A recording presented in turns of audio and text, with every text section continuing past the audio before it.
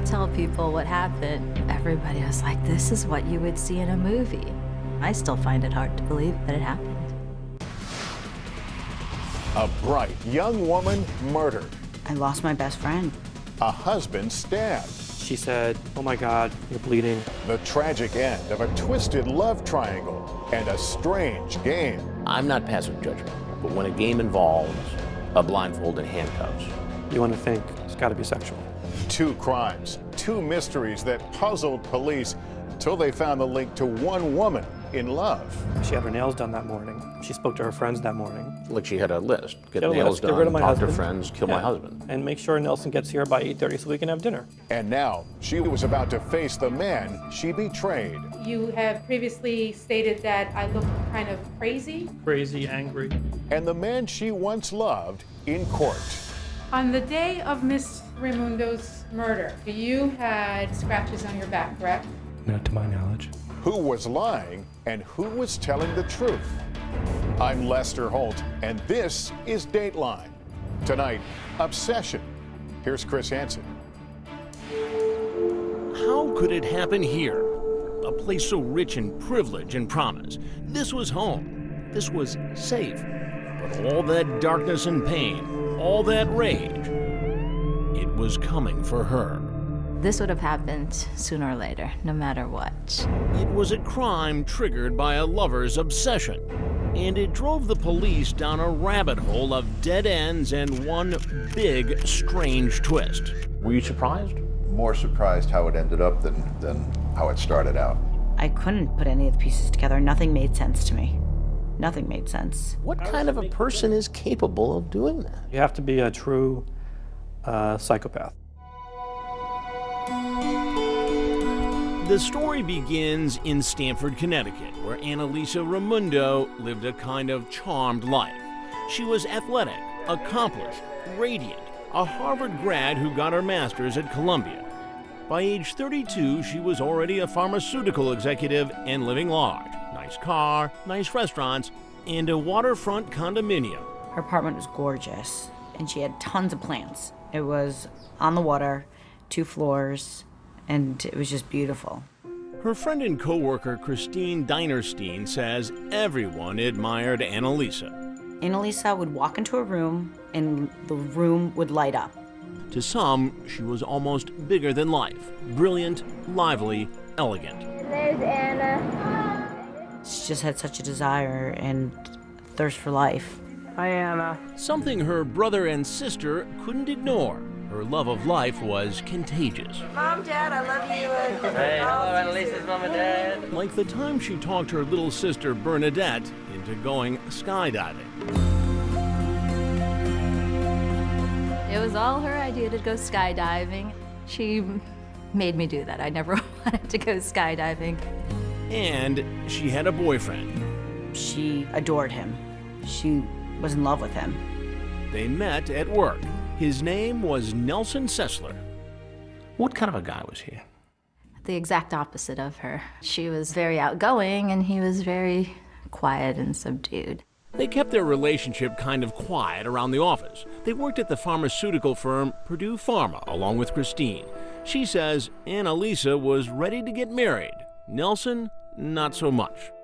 Annalisa would tell me that, he was back and forth. She didn't feel that he was ready to commit. But their romance seemed to be picking up. In fact, Nelson joined Annalisa and her big extended family at her sister Bernadette's wedding in Michigan. There he is, watching Annalisa, the maid of honor. And he seemed like a good sport, even joining the men in the garter toss. Do you think they were heading towards a serious relationship?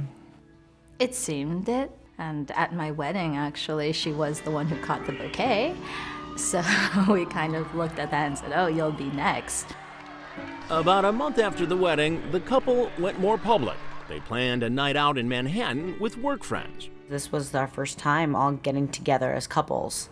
Christine wasn't worried at first when Annalisa and Nelson didn't show up on time. Annalisa had been late before.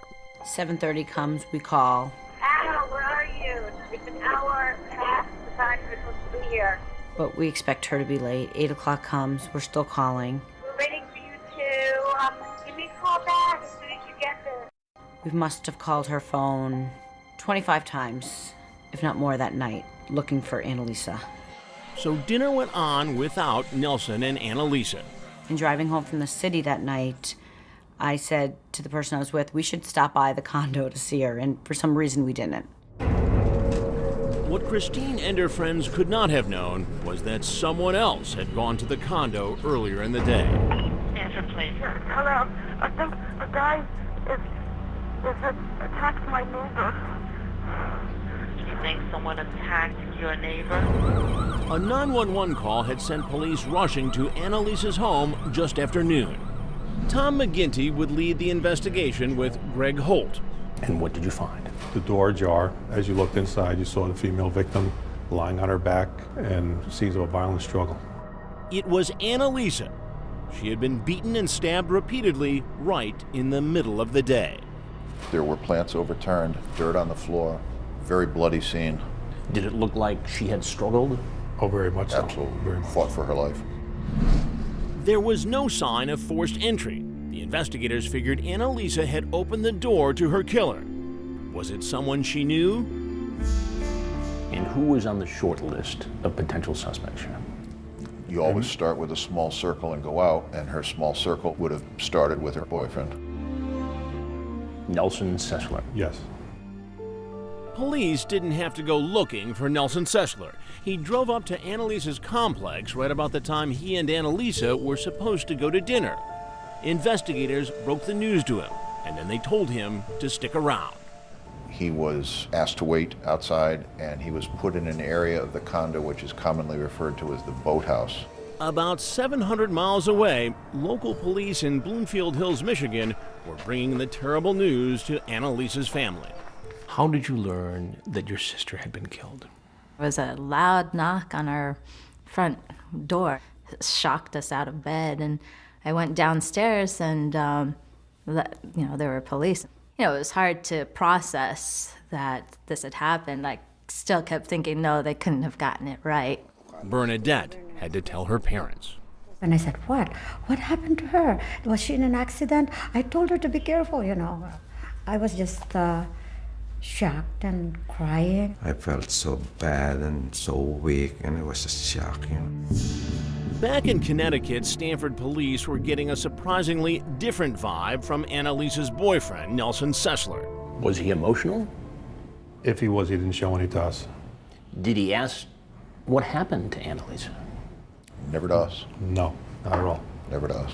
In fact, went to sleep. He went to sleep? Went to sleep in the boathouse. As seasoned detectives, what did that say to you?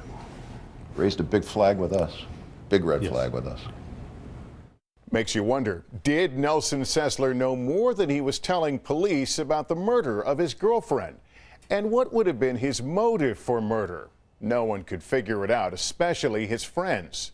How could he do this? Why would he do this? It didn't make sense. Neither did a strange game between a husband and wife, but it would provide a critical clue to solving Annalisa's murder. When Obsession continues.